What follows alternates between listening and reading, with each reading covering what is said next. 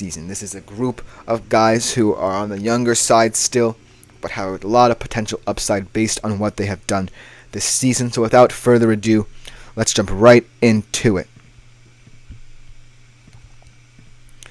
Now, these are some guys who, like I said, are still very young, so they could still have very volatile seasons next year as they get more experience in the NHL and get to learn more about the league. But ultimately, I'm really impressed with how these guys have stepped up their game, and I'm really intrigued to see how they still continue to adapt to the physicality of the NHL. So without further ado, let's jump right into some of the names on this list. Let's start off with a guy on a team that's really based around finding their identity in terms of how they play unselfish hockey, in Wyatt Johnston.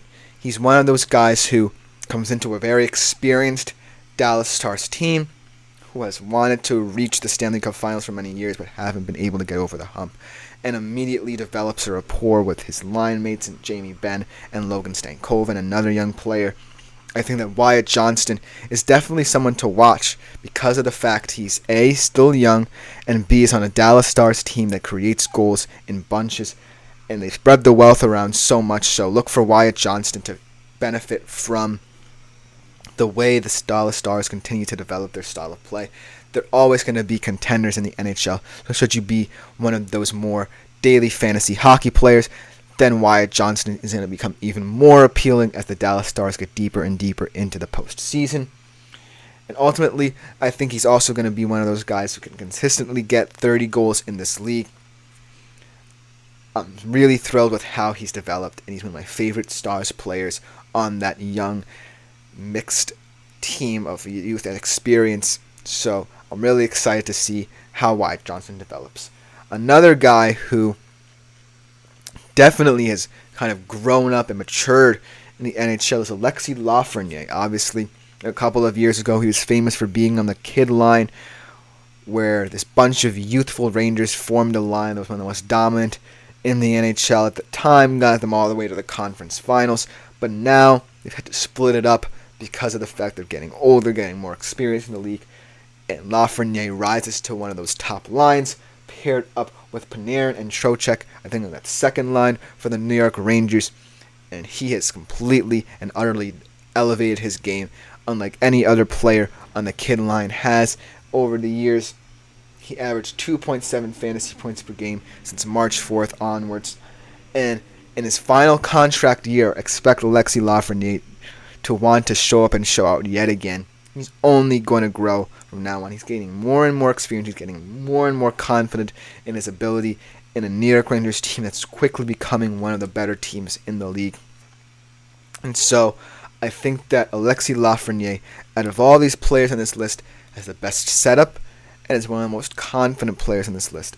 Him and Wyatt Johnston stand above the rest of these players in terms of how far they can ascend in the NHL at this point. But still, there are some other players who I really am intrigued by on this list, including this guy, Seth Jarvis. I think that Seth Jarvis is also in a setup that really works for him in a Carolina Hurricanes squad that uses their speed and intelligence on the ice to be very aggressive in how they score goals. I love their style of play. And I love Seth Jarvis because he's another one of those guys, much like Wyatt Johnston, who steps into a very experienced team and immediately elevates his game to the level of the guys he's playing with. And so, look for Seth Jarvis to be one of those guys next season who's going to maintain that level of excellence in a playoff team. 315.5 fantasy points this year combined for Seth Jarvis, and he's a legit goal scorer as well. I can see him scoring 30 to 40 goals a season. And ultimately, Seth Jarvis I see as someone who can rotate in between lines and still be confident in how he plays, because of the fact that Carolina has this mindset of finding certain line combinations that they really like based on the skill sets of the players in this line. Rod Brindamore has done a fantastic job developing all these players, managing them as well. So Seth Jarvis coming into the system really is no different than any other makeup of a player profile on the Carolina Hurricanes. He just melds into that squad so seamlessly. So Seth Jarvis is definitely one of those players who can break into that Wyatt Johnston, Lafreniere duopoly of young stars who can really fit into a squad no matter what. Now we're going to get more into more hopeful players, in my humble opinion. These are guys who had quote-unquote semi-breakout years, but I'm still kind of looking for a level of consistency. They're also on teams that might not have as much structure as the Stars, Rangers, and Hurricanes of the world. So these are guys who I'm kind of certain that might not, be on that level. So I'm going to look at a guy in Philip Koroshev who has had stretches of consistency, but on a Blackhawks squad that's still developing. They're still young. They're still trying to figure out how they're going to build this team. I still think that he has room to grow. He did collect 7 goals and 12 assists in a 10-game period in the month of March. He's line mates with Connor Bedard, so if Connor Bedard is healthy for all of next season, look for them to potentially be a very dynamic duo. But right now, for where the Chicago Blackhawks are at and for where Kurashev is at, I still think that he's not going to break into that trio of stars due to the fact that Chicago has just too many questions around it. While you can definitely be a very good player on a much worse team than others, you still need to have teammates you can rely upon to up your own level of production as well. And right now, Philip Koroshev doesn't really have that. And looking at a guy in Jake Neighbors and a Blues team that's kind of becoming one of those more middle-tier teams. They were one of those dominant teams in the league a couple years ago, but right now they're kind of in that weird stasis where they're neither a Stanley Cup playoff contender or a team that's looking ahead to the draft. Jake Neighbors is definitely a player to watch. The Blues are definitely a very exciting team. They definitely have their teammates, but they're not at the level of guys like Panarin and Trocheck for Alexis Lafreniere, guys like Sebastian Aho, Toivo Teravainen, Nino Niederreiter, Martin Necas for Seth Jarvis, or guys like Logan Stankoven, Jamie Benn, Thomas Harley, another young star, Jason Robertson, and Rupe Hintz for Wyatt Johnston. And so, Jake Neighbors, he had 27 goals in 27 games, and he should be a top 6 power play player for some people who are in categories leagues. Jake Neighbors just feels like one of those players who's very flash in the pan.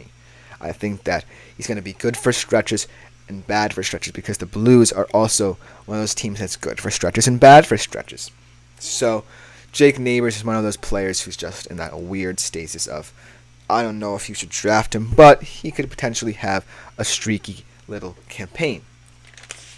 And then we go to a player in Jaraj Slavkovsky, who's one of the youngest players on this list, who also has two experienced line mates in Nick Suzuki and Cole Caulfield, who are also still very young as well, who, out of all these players on this list, obviously has the most untapped potential, only 20 years old, and it's very young in the hockey world. He had 12 goals and 18 assists in 30 games from January 15th onwards.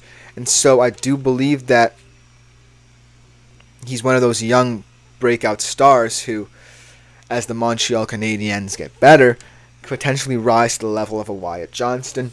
But right now, he's mainly focused on adapting to the NHL. He has done it before. So I'm looking at Jaraj Slavkovsky as one of those guys who might be an interesting utility piece for next year off your bench. And so that's all I can say about Jaraj Slavkovsky at the moment. And then a guy in Brock Faber on the Minnesota Wild with a fantastic defensive season for him as a defender. He's a top 25 fantasy defender in my humble opinion. Really battling with Connor Bedard for that Calder trophy. And so Brock Faber obviously not necessarily viewed as highly as some other defenders in this league, but he was just a rookie last year. So he did average 25 minutes per game, also huge in categories, also huge as he's a defender. So I really think that Brock Faber is one of those guys who I'm definitely looking out for. And then last but not least, a guy who's been around the block, a guy I'm very familiar with, and a guy I did not expect to see on this list, and Stuart Skinner. He ranked 55th, as we saw yesterday in the 2024-25 fantasy hockey player rankings, and he ranked 3rd in wins this year. Obviously, there's still going to be a lot of questions about him. He's still in the Stanley Cup Finals. If he wins that, maybe some of those questions get dispelled and those notions get dispelled. But right now, Stuart Skinner, he did have an impressive season. Nobody expected him to win as many games as he has, and no one expected him to be in the Stanley Cup Finals as the Edmonton Oilers' #1 goalie. So if Stuart Skinner continues to exceed expectations, the Edmonton Oilers maintain this Stanley Cup contender status, then of course, why not take faith in Stuart Skinner as one of your fantasy goalies for next year. But that should just about do it for this show, this day, this week. I hope you guys had a fantastic week. Hopefully you're watching the show. I've really had a joyous week talking about so many different sports. Glad to get some fantasy football in there. Glad to still have some fantasy hockey to talk about. And also glad that the European Championships are going on. Hopefully you guys are also watching the Copa America that is taking place in the US of A as we speak. But thank you guys so much for tuning into this show. It means a lot to me and the network. Like, follow, and subscribe to the show if you like it. Also consider leaving a tip or donation at the link gsmc.cloud. Is a huge support to us at the network, me and my fellow podcasters as well. Thank you guys so much for tuning in.